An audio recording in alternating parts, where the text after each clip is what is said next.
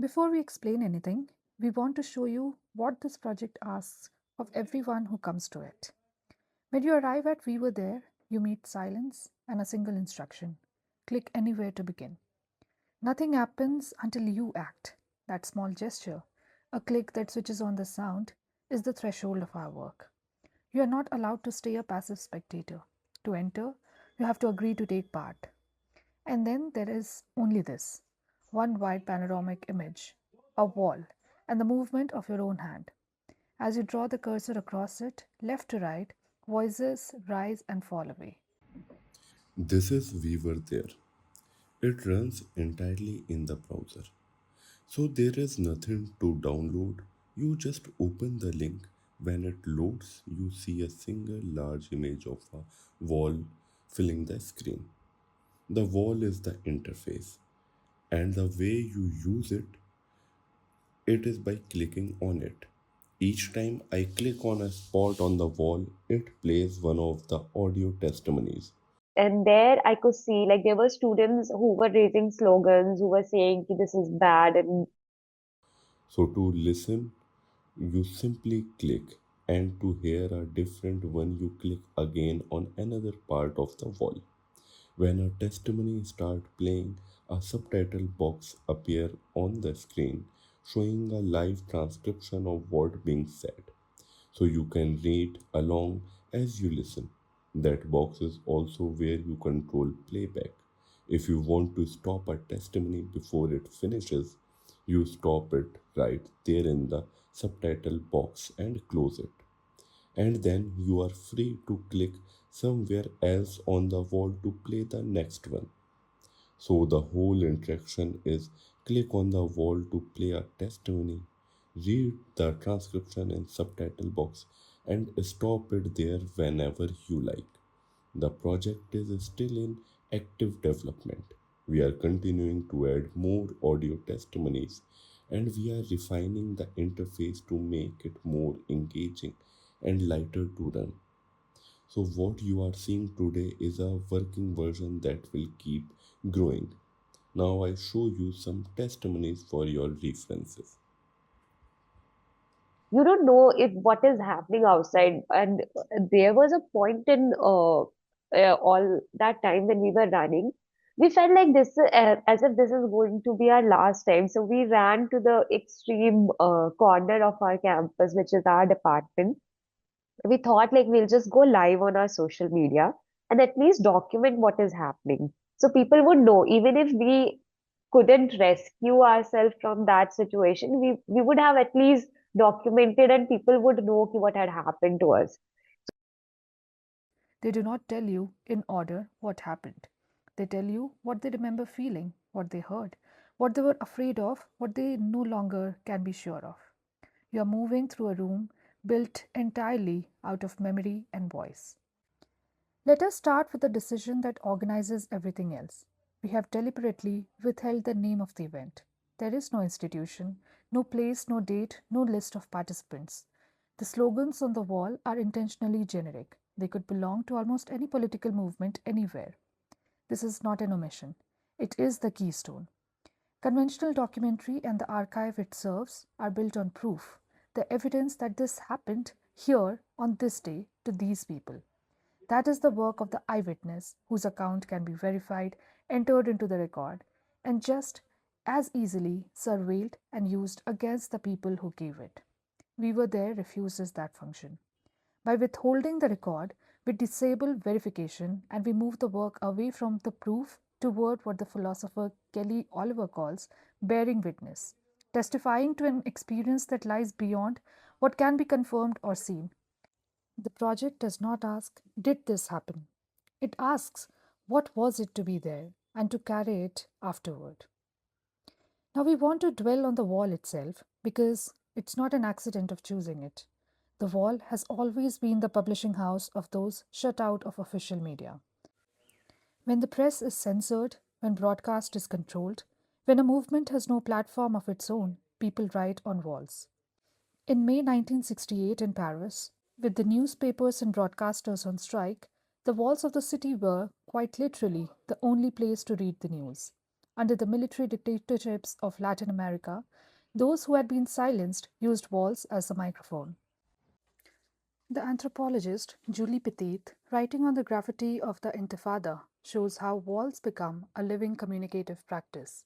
The way a politically voiceless community inscribes its presence, its grief, and its defiance directly into public space. So, when we build this project around a wall, we are invoking that lineage deliberately. The slogans are generic because the wall has never belonged to one movement. It belongs to everyone who was denied another publisher.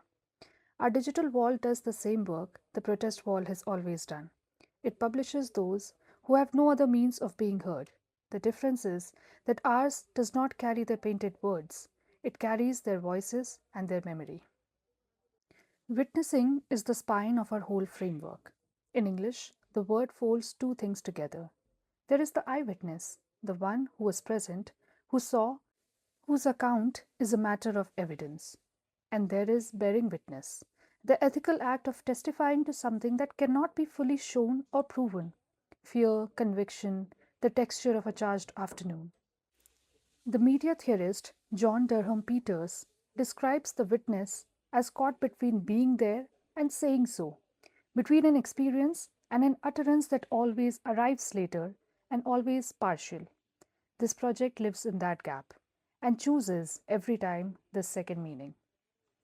So Shana Feldman and Dory Loeb, in their study of testimony, go further.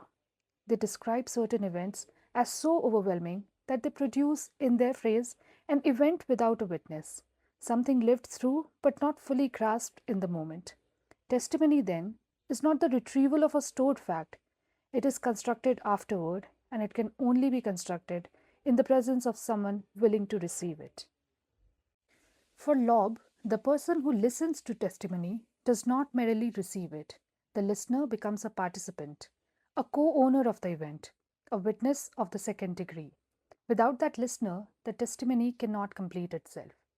When you move the cursor and a voice rises to meet you, you are placed in exactly that position. You are not browsing a database. You are the one who receives what another person carries. Your hand, moving across the wall, is the act of witnessing happening in real time. The interface does not illustrate this theory of witnessing, it puts you inside it. Let us turn to the voices. You never see the speakers. You are given no name, no face, no body to attach the words to.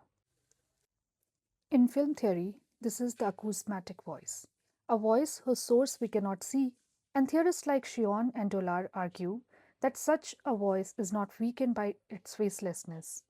It is intensified, present, and intimate, yet impossible to locate, impossible to possess. And yet the body has not vanished. Rolla Barthes wrote of the grain of the voice, the breath, the catch, the materiality of a particular throat. You cannot name these speakers, but you can hear their bodies in the recording. The anonymity removes identity while leaving presence intact. This is a precise ethical instrument. You are made intimate with someone you can never identify, never expose, never hand over. In a context shaped by surveillance and the risk of dissent, that anonymity is not only an aesthetic. It is the condition under which testimony can safely be given at all. So, what kind of archive is this? It is the one that resists being an archive at all. The performance scholar Diana Taylor distinguishes the archive, durable documents, dates, records, the things that remain, from the repertoire, embodied, fleeting knowledge, gesture, the spoken word, feeling, the things that are performed and then disappear.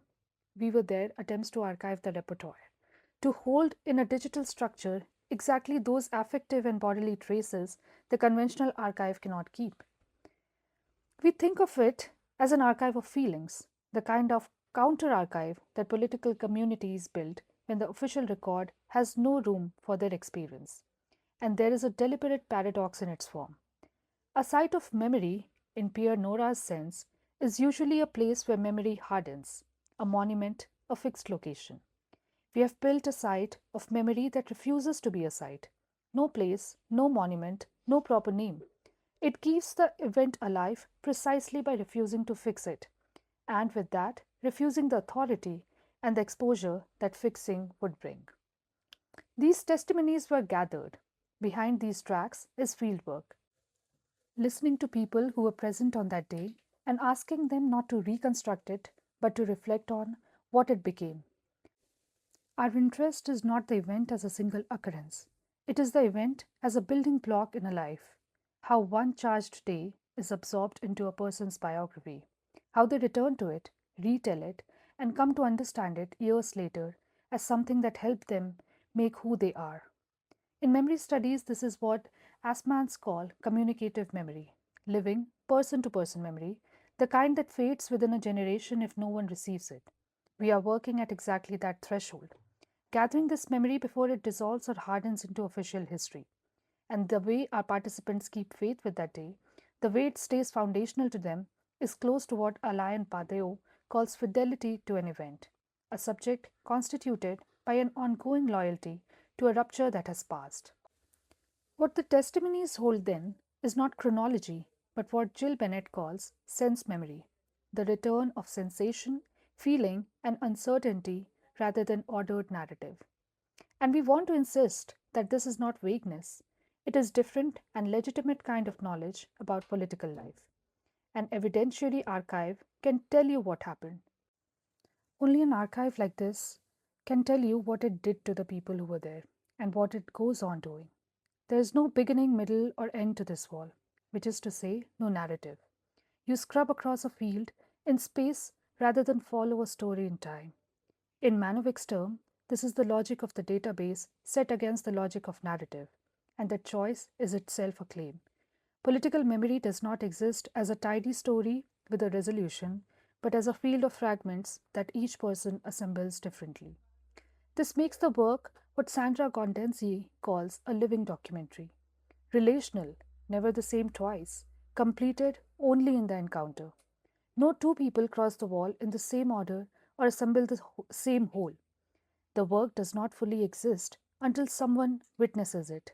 You are not its audience, you are its co author and its co witness. We were there, three words. A collective we, a past tense were, the event is over, and the there points insistently at a place we will not name. The title holds the whole argument, a community, a pastness, and an unlocatable place that persists anyway. This project does not try to prove that something happened. It tries to place you, for a few minutes, in the position of the one who receives what others carry, to move your own hand across a wall of memory and feel a political event go on living long after it has passed in the grain of a voice you will never be able to name. Thank you.